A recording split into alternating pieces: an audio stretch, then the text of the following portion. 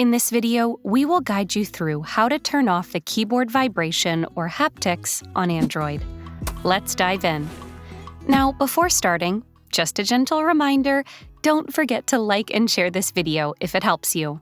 Also, subscribe to Guiding Tech and keep the bell icon on so that you don't miss any videos from us. Now, back to this. Whenever you type on your Android device, you can feel certain vibrations or haptics. Now, most of you may like the effect, but for people like me who dislike it, there is a way to turn it off. For that, head over to Settings on your Android. Now scroll down to Sounds and Vibration. Tap on it.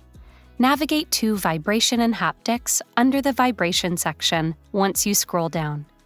Once inside, finally toggle off the Touch Feedback toggle under the Interactive Haptics section. That's it.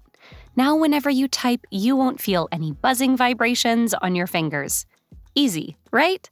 For more tech tips and tricks like these, subscribe to Guiding Tech and discover one of these videos, handpicked just for you.